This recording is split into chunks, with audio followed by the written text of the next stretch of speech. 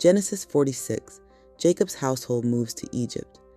Israel packed up everything he owned and traveled to Beersheba. There he offered sacrifices to his father Isaac's God. God said to Israel in a vision at night, "Jacob, Jacob." And he said, "I'm here." He said, "I am El, your father's God. Don't be afraid to go down to Egypt, because I will make a great nation of you there. I will go down to Egypt with you, and I promise to bring you out again. Joseph will close your eyes when you die." Then Jacob left Beersheba.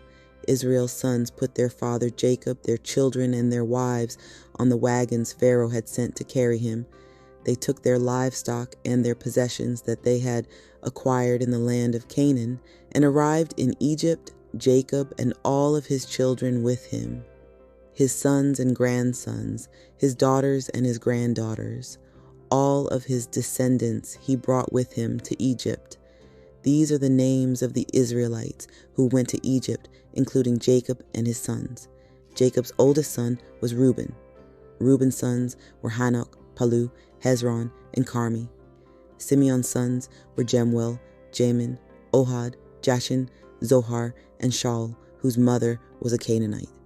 Levi's sons were Gershon, Kohath, and Merari. Judah's sons were Onan, Shelah, Perez, and Zerah. And Onan both died in the land of Canaan. Perez's sons were Hezron and Hamul. Issachar's sons were Tola, Puvah, Iob, and Shimron. Zebulun's sons were Sered, Elon, and Jahleel. These are the sons Leah bore to Jacob in Paddan Aram. Her daughter was Dinah. All of these persons, including his sons and daughters, totaled 33. Gad's sons were Ziphion, Hagi, Shuni, Esbon, Eri, Arodi, and Arali. Asher's sons were Imnah, Ishva, Ishvi, Beriah, and their sister Sarah. Beriah's sons were Heber and Malchiel. These are the sons of Zilpah, whom Laban gave to his daughter Leah. She bore these to Jacob, a total of 16 persons. The sons of Jacob's wife Rachel were Joseph and Benjamin. To Joseph in the land of Egypt were born Manasseh and Ephraim. Asenath, daughter of Potipharah, priest of Heliopolis, bore them to him. Benjamin's sons were Bela, Becher, Ashbel, Gera, Naaman, Ehi, Rosh, Mupim, Hupim, and Ard. These are Rachel's sons who were born to Jacob, a total of 14 persons. Dan's son was Hushim. Naphtali's sons were Jazeel, Guni, Jezer, and Shillem. These are the sons of Bilhah, whom Laban gave to his daughter Rachel. She bore these to Jacob, a total of 7 persons. All of the persons going to Egypt with Jacob, his own children, excluding Jacob's sons' wives, totaled 66 persons. Joseph's sons born to him in Egypt were 2 persons. Thus, all of the persons in Jacob's household going to Egypt totaled 70. Israel had sent Judah ahead to Joseph so that Joseph could explain the way to Goshen. Then they arrived in the land of Goshen. Joseph hitched up his chariot and went to meet his father Israel in Goshen. When he arrived, he threw his arms around his neck and wept, embracing him for a long time. Israel said to Joseph, "I can die now after seeing your face. You are really still alive." Jacob's household settles in Egypt.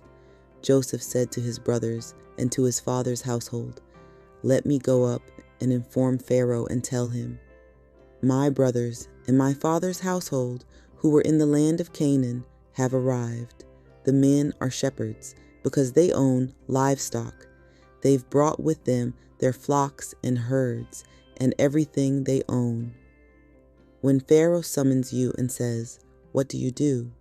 say, 'Your servants have owned livestock since we were young, both we and our ancestors, so that you will be able to settle in the land of Goshen, since Egyptians think all shepherds are beneath their dignity."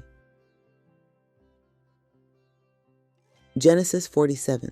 Joseph went to inform Pharaoh and said, "My father and brothers with their flocks, herds, and everything they own have come from the land of Canaan and are now in the land of Goshen." From all of his brothers, he selected 5 men and presented them before Pharaoh. Pharaoh said to Joseph's brothers, "What do you do?"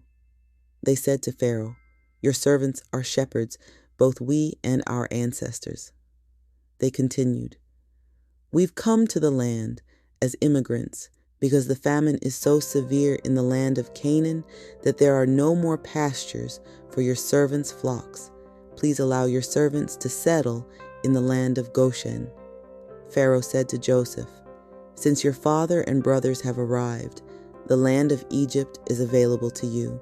Settle your father and brothers in the land's best location. Let them live in the land of Goshen, and if you know capable men among them, put them in charge of my own livestock." Joseph brought his father Jacob and gave him an audience with Pharaoh. Jacob blessed Pharaoh, and Pharaoh said to Jacob, "How old are you?" Jacob said to Pharaoh, "I've been a traveler for 130 years. My years have been few and difficult. They don't come close to the years my ancestors lived during their travels." Jacob blessed Pharaoh and left Pharaoh's presence. Joseph settled his father and brothers and gave them property in the land of Egypt, in the best location in the land of Ramesses, just as Pharaoh had ordered.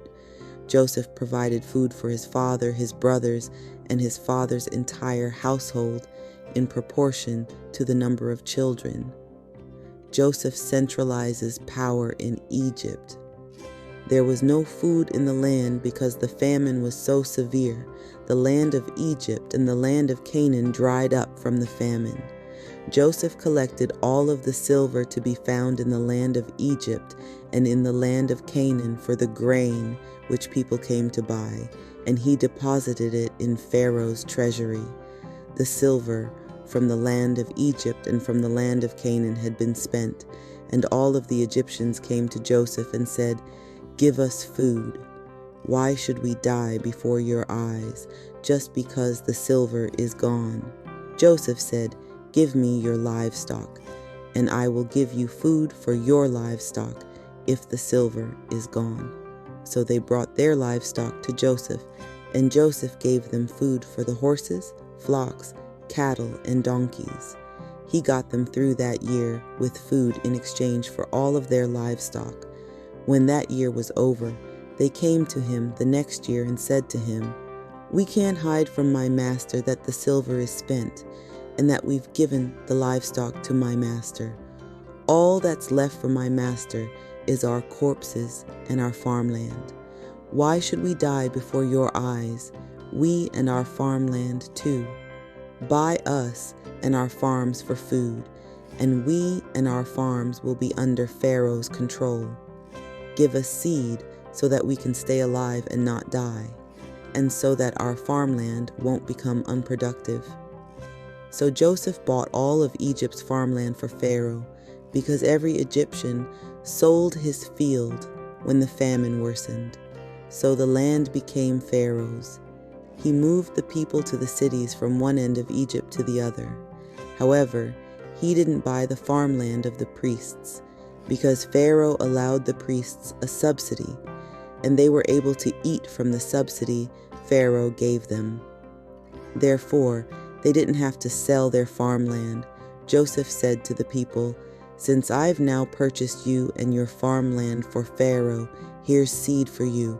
Plant the seed on the land. When the crop comes in, you must give 1/5 to Pharaoh. You may keep 4/5 for yourselves, for planting fields, and for feeding yourselves, those in your households, and your children." The people said, "You've saved our lives.